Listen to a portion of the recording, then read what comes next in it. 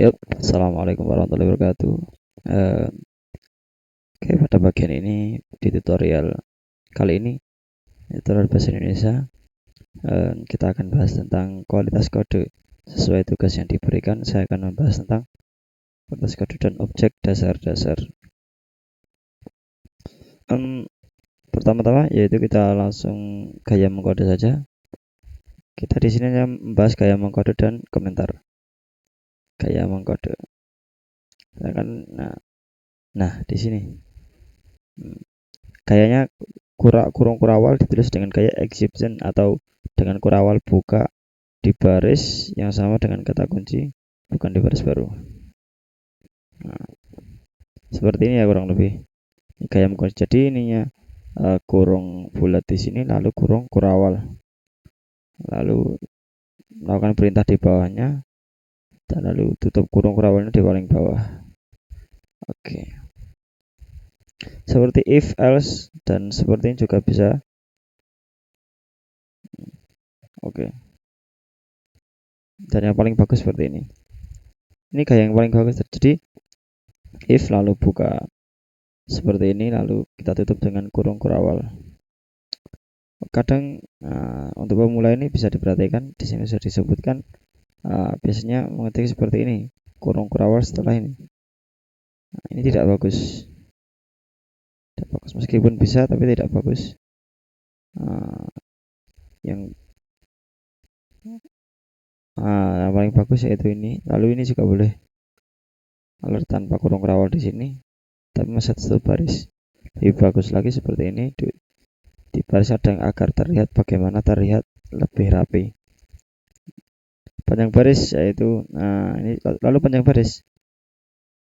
Pastikan teman-teman semua tidak kira ya membaca panjang-panjang seperti satu gini sampai sana, sampai kadang scroll sampai kanan jauh. Maka ada batasannya,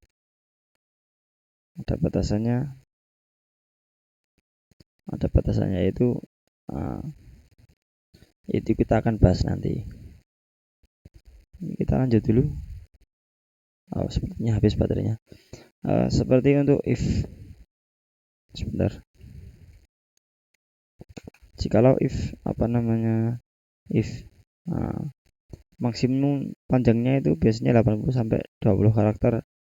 If tidak boleh lebih, kalau lebih maka akan buruk atau tidak enak dibaca. Kita bisa baca di sini ya, banyak sekali. Ada function,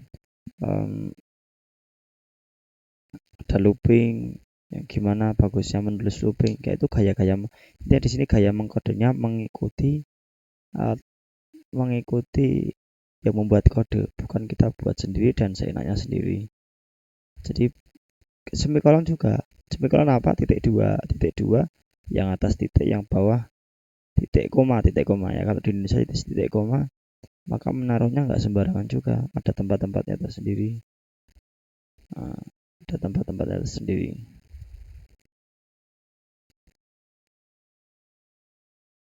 Ini juga disebutkan hindari level terlalu dalam, jadi dalam kurung ada kurung sampai jauh, itu sebaiknya dihindari. Oke, sebaiknya dihindari, kalau bisa dikeluarkan saja. Banyak contoh-contoh di sini. Ini function juga, penempatan function. Ini ada cara-caranya seperti ini kurang lebih ya. Ini yang paling bagus.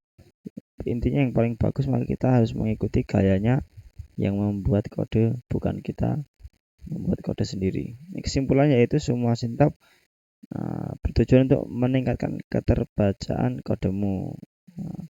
Walaupun ini untuk kebaikan saja, bukan kalau begini error, bukan seperti itu, tapi untuk perbaikan saja. Kita bicara tentang lebih baik dan lebih mudah dipahami, bukan kode yang ruwet ya. Kalau bahasa Jawa ini ruwet. Kalau kata Pak Jokowi itu ruwet ya, ruwet. Kayak ada yang ini sebenarnya kode bawah ini nggak ada salah, tapi jelek, tapi buruk. Kenapa? Di sini jelaskan juga lagi. Tidak ada spasi. buruk.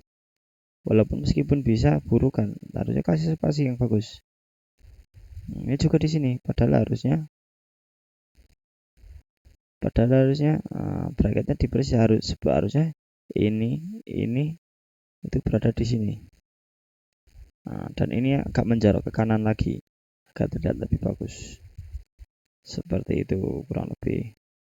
Ini juga tidak spasi, harusnya di sini spasi, di sini spasi juga. Maka itu terlihat lebih bagus. Ini apalagi tidak ada yang bisa membaca seperti ini. Jika di perusahaan-perusahaan maka tidak akan diterima karena tidak rapi. Bukan tidak bisa, kita berbicara tentang rapi dan enak dipandang. Oke, next. Komentar, kita akan belajar tentang komentar seperti ini. Jadi komentar itu kalau satu baris dituliskan seperti ini. Nah, seperti ini. Banyak komentar untuk apa? Untuk menjelaskan secara singkat apa makna kode yang kita buat. Misalnya di HTML ada banyak sekali kode. Kita tulis misalnya di sini, kita tulis misalnya di sini. Di sini kita tulis ini header misalnya.